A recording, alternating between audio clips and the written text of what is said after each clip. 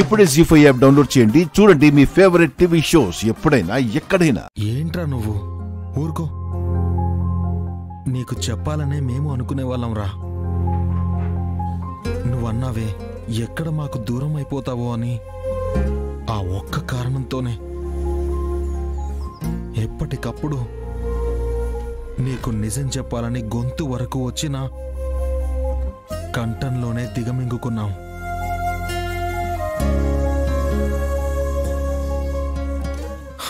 ఇక నీకు నిజం ఎలాగూ తెలిసింది. మేం భయపడ్డట్టు లేవు. సంతోషం రా, చాలా సంతోషం. ఇక నువ్వు బాధపడొద్దు. లేదన్నయ్య, నా ఈ ఆవేదన తీరాలంటే, నా బాధ పూర్తిగా పోవాలంటే నా భార్య నన్ను క్షమించాలి.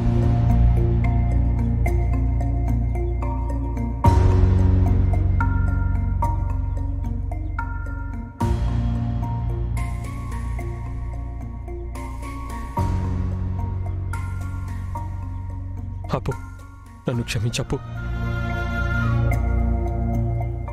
ఏమండి, మీరు నన్ను క్షమించమని అడగకూడదు. నిజం మీకు చెప్పకుండా దాచినందుకు నేనే మిమ్మల్ని క్షమించమని అడగాలి. క్షమించండి. అప్పు, లే అప్పు, నువ్వే తప్పు చేయలేదప్పు. నువ్వైనా చెప్పుంటే బాగుండేది. నిన్ను వదిలేసేవాడినే కాదు. అసలు ఆ రోజు ఆ స్వామీజీ చెప్పబట్టే చిన్ని నా బిడ్డ కాదనుకున్నాను. ఆ క్షణమైనా చెప్పుంటే మనకి ఎడబాటు ఉండేది కాదు.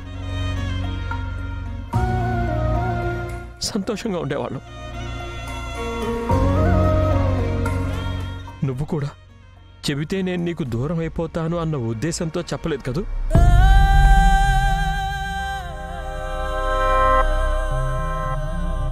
ఎందుకు వదులుకుంటాను అప్పు? నిన్ను నా ప్రాణంగా ప్రేమించాను. వదులుకుంటానా? అస్సలు వదులుకోను.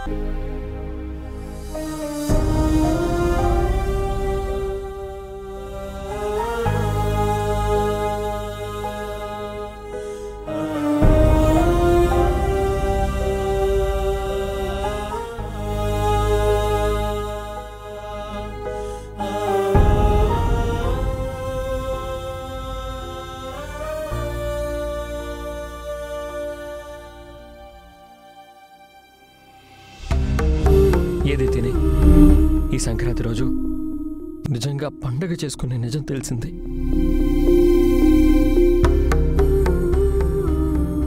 నా భార్య తప్పన్నదే చెయ్యదని రుజువైంది.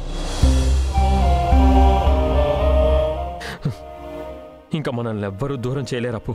మనల్ని ఎవరూ వేరు చేయలేరు.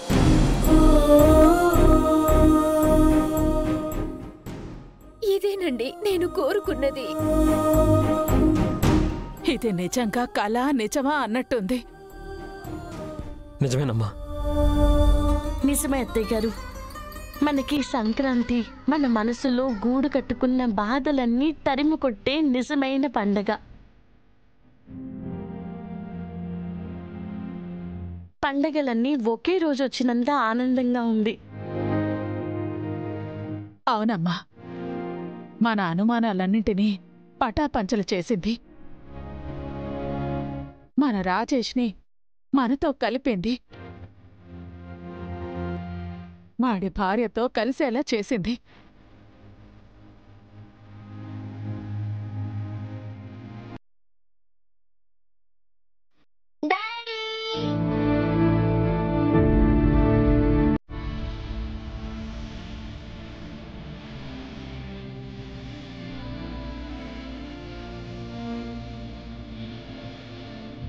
ఎప్పుడొచ్చావు డాడీ?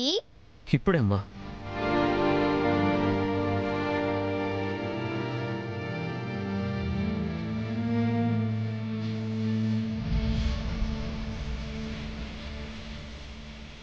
ముద్దు పెట్టాల్సింది నాకు కాదు తల్లి, అన్నయ్యకి.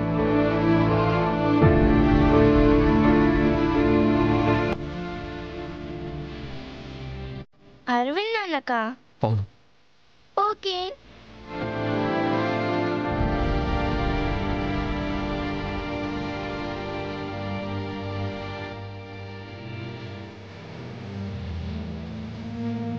అమ్మకు కూడా.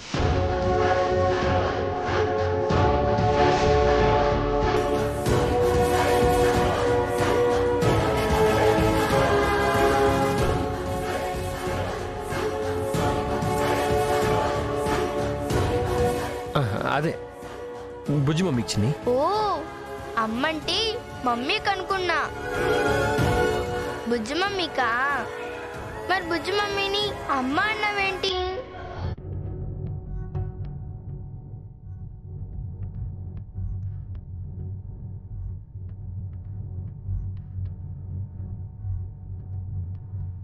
చెప్పు డాడీ.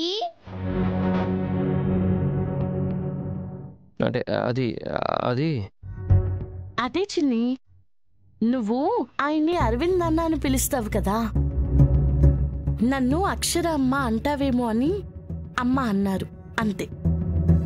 ఓహో అవునా డాడీ?